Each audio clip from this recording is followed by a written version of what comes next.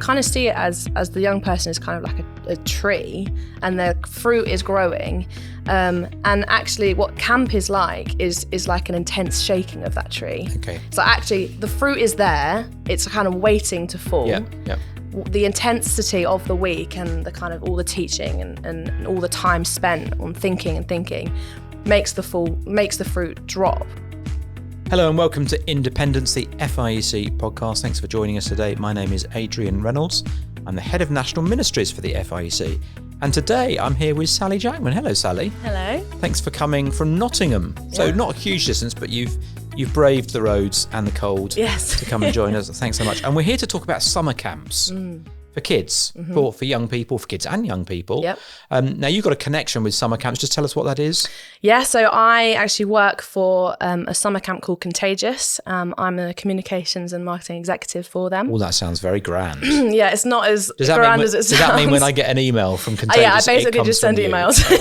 Okay. Well, we'll talk a little bit more about Contagious specifically, maybe towards the end, but we want to talk about camps in general, because it's that time of year, isn't it? We're recording this in December. I guess it'll go out sometime perhaps in the new year when people are beginning to think about, well, generally, what are you going to do in your summer? What are you going to do in your summer apart from Contagious? Have you got other plans? When do you book your holiday? I don't have holidays in the summer. What? I know. September. So you're going to Keswick. You're working at Keswick though. You're singing. I'm singing at Keswick. Yeah. Okay, and we'll record another podcast about singing. So when you go to Keswick, do you get any chance just to kind of sit? You sit in the sessions, don't you? Yeah. You hear good teaching, so it does you good. Yeah, so no summer holiday. Yeah. No summer holiday for Sally Jackman. Not in the summer. Okay. I get a summer holiday in September. Okay, and when do you book that? Are you a late minute booker or are you an early bird booker? Late minute. I'm a very late minute person. Some good bargains in September though. Yeah, right? True. Now you can't really be a late last minute person when it comes to summer camps. You do have to give it a bit of thought, don't you, in terms of kids and young people. So what are we talking about here? We're talking about camps that are organised either by parachurch organisations, sometimes by churches just up the road from us. Knight and FIEC Church run their own camp called Hungerton. So sometimes it's done by churches, sometimes by groups of churches. But camps for kids and young people, that's what we're talking about. What are they for? What's the purpose of them? I mean, there is actually a lot of benefits for them. They are, I mean, as these kind of children, young people are kind of growing up, they're exploring their faith a little bit more. They're exploring what it means to be a Christian or kind of, what does it mean for them? Do they believe something because their parents or their church told them so, or do they believe it for themselves? Yeah. So as their kind of curiosity increases, they'll start to ask more questions and explore their faith. And they'll do that mostly at church and with their parents. Sure. If they go to church. So that's the primary place for them, isn't it? Absolutely. Okay, that's absolutely the foundation for it. What summer camps would do is kind of just build on that, or build. We're talking about they're coming with things they already believe or questions they have. And actually it's a really good opportunity for them to ask those questions without kind of ask questions that they may not feel that they can ask their parents or their churches who know their parents. So you don't want to express your doubts and uncertainties to your mum and dad, perhaps, but actually the camp's a safer place to do it, and there's an opportunity to do that. Yeah, and there's like an intensity to camps. Like you have a whole week maybe, and they might be shorter, but generally a whole week of just like intense, this is what the Bible says, this is what it means for you, and this is what the worldly lies are, and this is how the Bible kind of speaks into that. Right. And being surrounded by other Christians. Well, let's come back to that in a moment. Just go back to the intensity. Why does the intensity make a difference? So it might be difficult to put your finger on, but I'm thinking, as a youngster, maybe going on to a church youth group, once a week, with perhaps another bunch of young people. What's the difference that a kind of an intense week makes? Do you think, in terms of the way that people take things in? I think it's less distractions. Okay. So it's just you're coming away from your normal life. You haven't got to worry about homework. No homework. I'd hope. No homework. Someone's going to write in and say, my kids don't do homework. Anyway. Don't write in. Okay, no homework. No distractions. Yeah, that's fair point. Yeah, no distractions. And it's just, if you're being surrounded by this teaching kind of morning, afternoon, night, you'll just think, it's just space to think about it and really, really process it. and just be constantly kind of taught this stuff and kind of think and go through it. It's not like you kind of go to youth group on a Friday, then you come back, you kind of play on your games constantly, go to bed, then hang out with your friends. You know, it's very like, this is what we're thinking about this week. You need to think about it for yourself as well. And there's less distractions for kind of, you know, going off. Okay. So we're still not going to get to the bit about other Christians. Let's come back to that in just a moment. But actually, just in your kind of outline there, you gave us two good things. Let me just sort of unpick that a little bit, because the camps work evangelistically, don't they? Yeah. In terms of helping people towards faith. Sometimes a little step towards faith. Sometimes that, you know, it's the moment when people become Christians. But actually, there's an evangelistic thing going on. Yeah. But there's also a building thing going on for those who are Christians as well, right? So actually this is the moment when they can get that real boost, get the leg up that they need in terms of their Christian faith. So it's sort of doing these two things at the same time. Is that right? Yeah, absolutely. So we've got kind of the evangelistic side of it and the kind of discipling young people. Yeah, sure. There are people that come that have that foundation of going to church and youth group and having Christian parents, but there are also young people that come to summer camp that have just been invited by their Christian friends and actually don't know anything about Christianity. Like we had a lad come to Contagious who was kind of sitting on the front row and in our 11 to 14s camp. And he had his kind of christening Bible, and we kind of went up to him and was like, "Hi, are you all right? Where are you from?" And he's like, "Oh, well, my school friend brought me." He's like, "Oh, okay. Are you in church?" "Oh, no. Okay. What's your sort of family like?" "Oh, they're not Christians." "Okay." Brilliant. Well, and I was like, "What do you know about Jesus?" And he's like, "I don't really know anything about Jesus at all." And then later on in the week, we had another conversation with him and we're like, "Are you all right? How's it going?" He's like, "Oh, I'm absolutely loving it." And we thought that he was like just loving activities and all that kind of thing. But actually, he said, "I'm just loving hearing stories about Jesus." And it's just amazing that it's like this non-Christian lad that came is hearing about Jesus. Well, you know, that's my story. That's how I became a Christian. Okay, yeah. So I'll tell you my story because it does relate to summer camps, and some people who listen regularly have heard this before. But I didn't grow up in a Christian family or nominally Christian family, and my friend Michael went along to the local Crusader group. I didn't go to Crusaders, and he wanted someone to go with on a summer camp. And so his parents asked my parents, and my parents kind of, I don't know what they thought that was. I think they thought it was some kind of, outward bound activity camp that would sort of knock some stuffing out of me age 12, make me a little bit less energetic over the rest of the summer. So I was sent off to Crusader camp in All Hallows School. It met in Dorset. And on the Wednesday or the Thursday of the camp, I became a Christian. Wow. From nowhere, like that little kid, really, in many ways. I didn't have my christening Bible with me, but it came from nowhere, really. And it was the same day that Charles and Dinah got married, which is how I remember it. So 29th of July, 1981 was the date of the royal wedding. I think it was in the afternoon. We watched it, sort of all these boys, it was a boys' camp, all sort of gathered around a little portable TV, which I think was all they had. So we watched the royal wedding in the afternoon. In the evening, I was saved. Wow. So that's kind of my story, that, it came from nowhere, really, and God used it. I guess those stories are reasonably rare. I think for parents to allow, now, especially nowadays, a child to go to something they don't really know anything about, that seems to me to be fairly unlikely. Daunting, but we have connections, don't we, in churches with children who are peripheral, maybe. Yeah. They come along to a midweek group or something like that. Yeah. So that's a great way to engage them a bit further, isn't it? Yeah, exactly. What's your you've got a slightly different sort of summer camp story? I grew up in a Christian home, so I was kind of more of the foundations. I'm glad to hear that. Yeah. I'll make a note. Kind of had the kind of foundations of it. So where we've kind of spoken about someone who would be a non-Christian going yourself, and then someone who has the foundation and is kind of going to be discipled.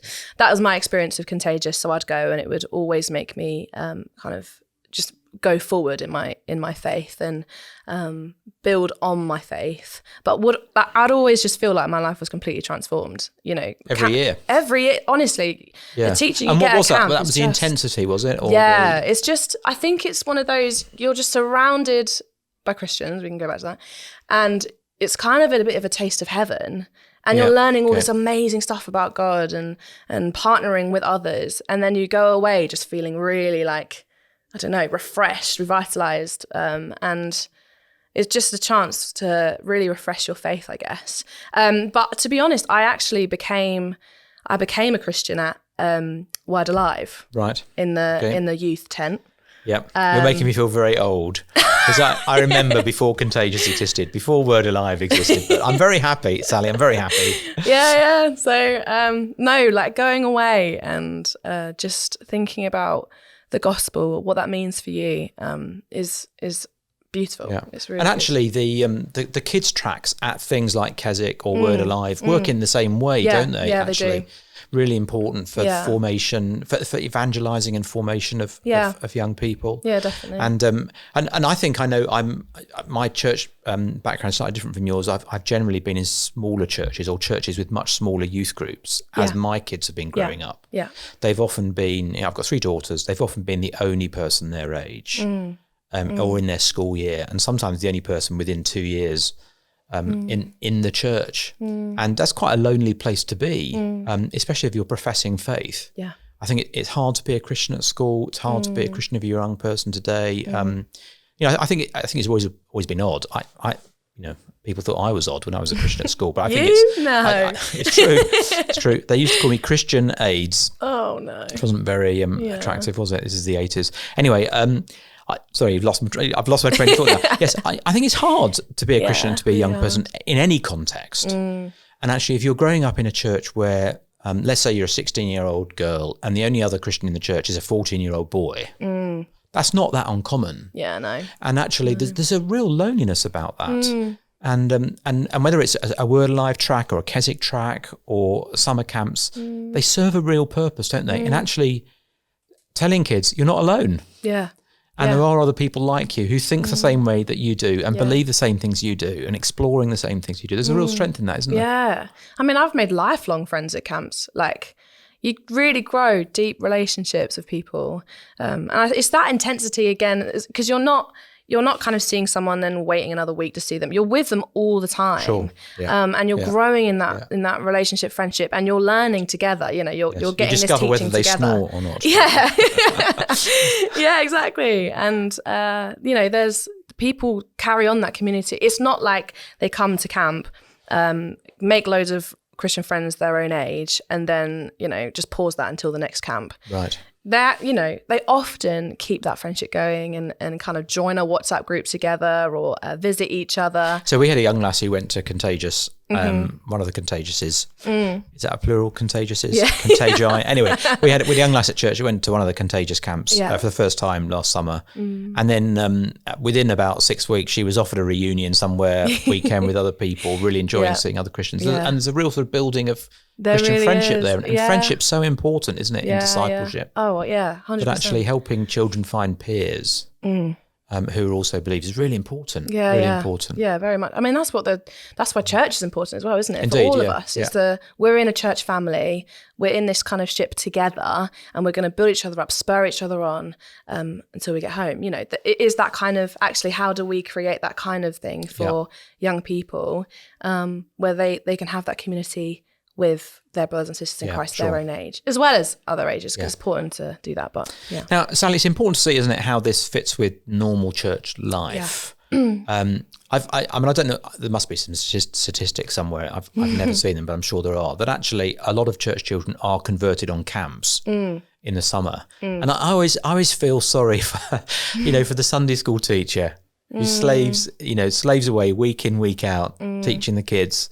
And sometimes, it's really frustrating, don't seem to get anywhere. And then the child goes off on camp and comes back and says, I've been converted. Yeah. Feels a bit like, I put all that work in. Yeah. But actually, it's important to see that's all part of the same deal. It's all part of the partnership, isn't it? And laying the groundwork. Yeah, and actually, if that groundwork hadn't been done by that wonderful and faithful Sunday school teacher, in fact, probably they wouldn't, humanly speaking, have been the fruit at the camp. So it's important to see how it all fits together, isn't it? Oh, absolutely. I mean, I've used this illustration before, but I kind of see it as the young person is kind of like a tree, and the fruit is growing. And actually, what camp is like is like an intense shaking of that tree. Okay. So actually, the fruit is there; it's kind of waiting to fall. Yeah. The intensity of the week and the kind of all the teaching and all the time spent on thinking. makes the fruit drop. It's kind of like you have to be careful not to say fall. That's probably not the right word. No, maybe not. Not the right word to use. We know what you mean. It's kind of actually that intensity might enable that to happen, but the fruit was kind of already there. The foundation's been set. And we're all working towards the same goal. Yeah, that's right. And I think also just in the Christian life generally, we have to learn to rejoice in any good thing that the Lord is doing whenever it happens. I remember slightly different story, but there is a connection, I promise. The guy that mentored me when I was first a pastor had 3 daughters, like I've got 3 daughters, and said to me they were all converted at university. Yeah. And he said, you could feel very bitter about that. Think of all the effort we put in at home and at church, and they all went away and converted in churches where they went away. But actually he said, you just rejoice at what the Lord is doing. Yeah. It doesn't matter whether he's doing it in a Word of Life kids track or whether he's doing it in a Sunday school lesson at home, actually, or, indeed, at home with parents. Rejoice in everything the Lord is doing. Yeah, absolutely. And I think also we need to remember, especially with church kids, don't we, that every conversion story is a miracle of grace. And I think sometimes when kids have grown up in Christian homes like you have, perhaps it's not quite so dramatic as me going away to a camp. We tend to forget that. But actually every conversion story is an extraordinary miracle, isn't it? Yeah. And we've got to keep rejoicing in that. Yeah. I mean, really it happens as well at camp, where you're investing loads of time in a young person and you're having loads of conversations and answering all of their questions. And maybe at the end of the camp, they might be like, oh, well, I'm still not ready to commit yet. And that's hard as well, but because, then you're just sending them off. But that is also part of how churches and camps kind of work together, because if we're sending them off again, if they're going to church, we know that we're sending them back to a place where they can continue those conversations and continue exploring. It's very much a partnership between kind of the local church and the wider camps. And that's really important. There's ways that churches can prepare young people, and there's ways that they can support them after that kind of ongoing discipleship as well. Because a young person, even if they become a Christian at a camp, they still have a lot of work and a lot of journeying to do in discipleship, and what kind of being a Christian means for them in their everyday life. It's quite easy, really, to become a Christian on a camp with loads of other Christians, where there's lots of teaching. But then when you go back to the real world and back to school, own, that is, churches are so important with that and the continued discipleship. So it's not like the work even stops if they become a Christian on camp as well. We had one of the young guys in our church was baptised weekend before last. We had 4 baptisms actually of young people, which was thrilling for the church actually, because we saw all the investment over the years that have been put into these people. It's kind of, you feel it's all worth it. But one of the young lads was converted on a camp this summer. Wow, yeah. And had a delightful little testimony. And he said, I came back to school in September, having been converted, told all my mates. Wow. And they just all said I was weird. And he was very honest. He said, it's been really tough. Yeah. And we were in tears listening to him sort of give his testimony. He said, it's been really tough, but he said, I'm not giving up. No, that's amazing. And actually, what was noticeable, it was the combination, I think, of growing up in a Christian home for him, having come along regularly to church stuff, and then this bit of intensity. It's actually at Hungerton, which is the camp up the road that Night and Run. It was just this sort of burst of intensity that actually really made a difference to him. And so actually it was joy to baptise him. Yeah. And to hear that testimony actually, and a reality about it, which is actually you come back home, it's not easy. And you may often only be the only Christian in your class, and even in your year, some places, it's a lonely existence. Now, what about age? Let's talk about age. Yep. You're going to have to help me understand what age Contagious runs from. Okay, yeah. That's just a kind of bit of information, really. Yep. So let me answer that question first. What age does Contagious run from? So we have 3 age groups. Right. And the first is called Contagious Adventure, and that's for 8 to 11-year-olds. 8 to 11. So you have to be 8 to go. Yeah. Yeah. Wow, that feels young. Well, let's come back to that. Okay, so 8 to 11s. Yeah. Contagious Go is our 11 to 14-year-olds. Okay, glad there wasn't a gap there, so everyone's covered, right? Well, the point of that is actually if you're 11, you can actually choose whether to stay in Adventure or move up, because it's kind of, you might have friends in different age groups or whatever. Got it. And it's the same with, so it's 11 to 14s in Go, and then max which is our oldest group, is our 14 to 19-year-olds. So again, if you're 14, you can decide whether to stay and go or move up to max. Fantastic. Anything for 53-year-olds? Leader, be team. Okay, leader. We need team. Okay. Now, 8 feels young. Yes. And I guess, all children are different, aren't they? Yeah. And the way children develop are different. Is there an age where you think, I don't know if people run camps for children younger than that, but it's quite a big thing, isn't it? Going away from home and, being homesick and, even when you're with friends. Yeah. I remember sending our kids off on, school trips at that sort of age. Tough. It's tough gig for parents. It's a tough gig for the children as well. Yeah. So I guess that does feel very young. And any sort of wisdom on that? It's a week as well. Yeah. It's not just even a weekend that you're sending your 8-year-old off to. It's like the whole week. Yes, yeah. Very daunting, yeah. So there's part of me as a parent that thinks that would just be idyllic, a week without the kids. Go on holiday. And then there's part of me thinking, it's date night every night. And then there's part of me thinking, are they going to be all right? It does feel young. So just tell us a bit about that. How does it work if you're very young?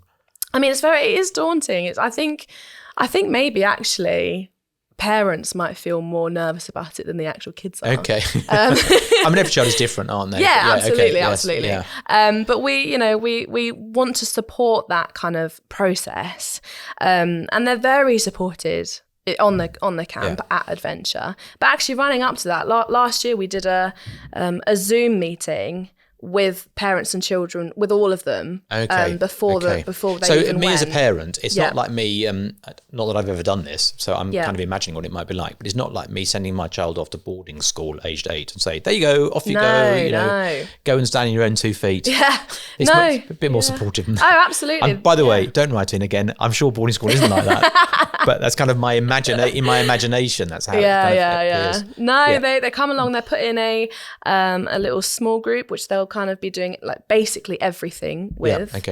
And they'll be given 2 leaders that will look after them, and they're very much supported, cared for.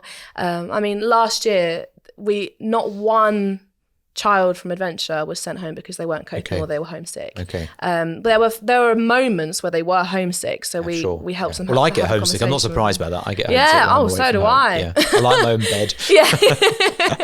Absolutely. But we also were able to send parents emails every day kind of explaining what we're doing, how everyone is doing, and then some pictures, and they might be able to see their child on there as well. It went really well, but next year we're also going to add in kind of different roles within Adventure, so kind of a house parent role, where they kind of look after the kids at kind of bedtime and morning as well. Actually, what does it mean? So children are going to be cared for. Yeah, and parents know their children, don't they? Yeah. So parents are going to be able to say, little Bob is going to be able to cope with this or not. Yeah, absolutely. We have that's the same for Adventure Go and Max, all of our age groups. We have lots of parents kind of writing into us and emailing us and saying, look, my child is really struggling with this. How can you support them?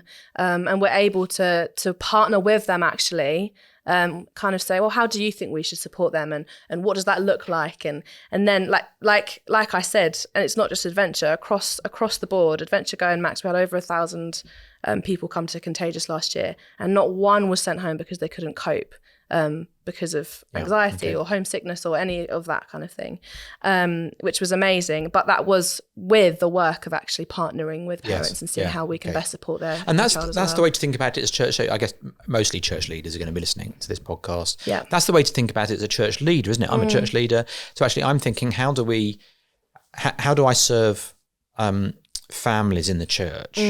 And actually, one of the ways I can serve them is by saying to parents, well, here's something you can think about. You can think about sending your kids along to a Contagious or a Hungerton or a SU camp, whatever it is. Here's something you could think about doing. Yeah. What sort of, I realise you've got a vested interest here with the Contagious. A bit biased. What sort of due diligence should I be doing as a leader or parents be doing? Because there are lots of camps you go to, and I guess they'll be mixed. Yeah. Some will be better than others. Is there due diligence to be done, do you think, in terms of just sort of, checking out what things are and seeing what's around? Do the research. I think also just see what the friends are going to in church. Okay, so is there actually value in everyone in church going to the same thing? I would say, I mean, there's churches do it differently, don't they? Yeah. Like I know a church that literally just send all their children to Contagious, which has benefit because there's kind of building community within that youth group as well. And some familiar faces and leaders there, as well going with them. Okay. So that discipleship. So it's a whole continue. church thing. Yeah. Oh, okay. So we've got young people and leaders coming from a church, which is really quality because it means that they're kind of a shared history there. Sure. And the leaders that go to Contagious and support them there can then continue that discipleship very easily within their church context. Yeah. But I also have, within my own church, there are lots of different camps that people go to. Yeah. So they might have historic links, or they've moved to the area. The kids have gone to another camp from a different church. Yeah, exactly. Yeah. Which is okay too. Like, there's lots of different ways that people do it. I would say that to build your kind of bond as a youth group, it might be better to go to the same one. So if you've got, I mean, let's say for example, you've got just 2 or 3 kids. Oh yeah. In church who are 14 and that's it. For them to go to 3 different camps, that'll be a bit of a shame. Yeah. And hard on them. Yeah, I would say, even if they don't get on, in fact, just to see a familiar face across, the dining room. Yeah. That's quite nice, isn't it? Exactly. Yeah. And it's just, again, kind of contributing to that ongoing stuff as well. So good for us as church leaders right now at this time of year to encourage parents to think about, what would be a real help to your kids in terms of growing. Yeah. Let's talk about cost. Yeah. We need to be honest about that. The camps are not cheap. No.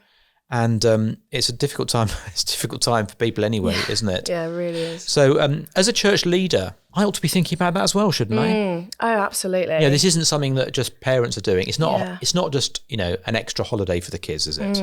No, it's part of the church's ministry to families and to young people. Yeah. So what should I be thinking about as a leader? Perhaps subsidising if it's needed, or what sorts of things? It's kind of up to the church leader to kind of think about, but it could be that there are individuals in your church that don't have as much money as others, and you support those individuals. Or have got large families. You've got 4 kids, let's say, at an age to go to camp. Yeah. Wow, that could be a lot.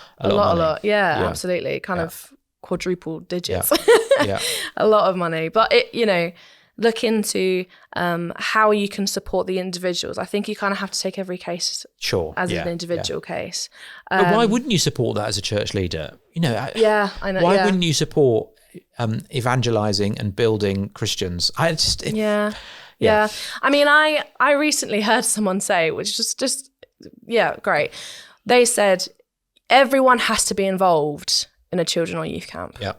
Whether that be going as team or a young person, or supporting them financially or spiritually, because it is so beneficial for young people. It's beneficial for team. Like, I go to Contagious and my life is still changed every year. So, that's something else we can do as church leaders, is encourage people in church to think about serving. Yeah.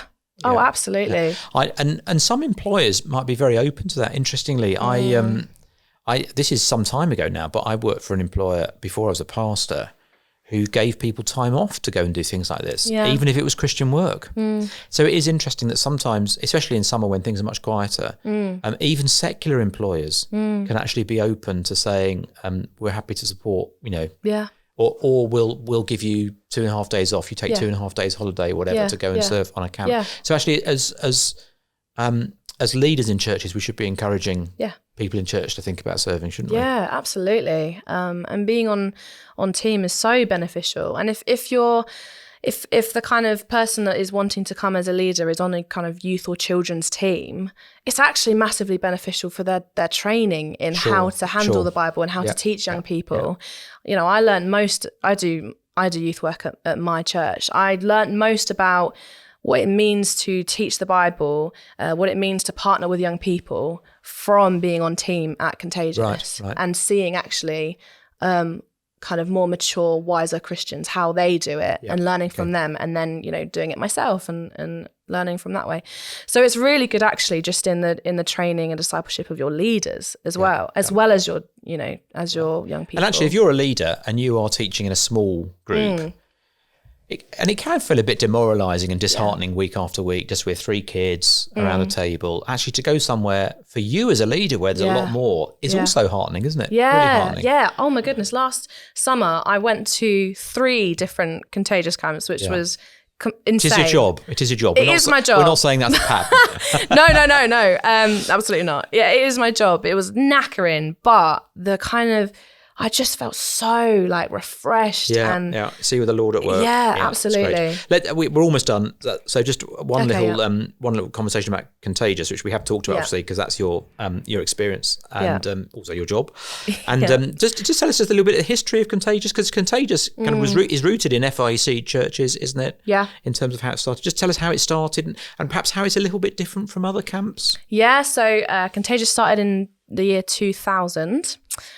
With just a small bunch of leaders and I think about 30 young people. Right. And it's just built from there. So that was one camp, and now we have 11 different conferences that happen over the summer. And spread around as well. And spread around the country, different age groups. So that was just 14 to 19-year-olds actually in 2000. And we've added Go and we've added Adventure. Okay. So we're planting and we're adding age groups.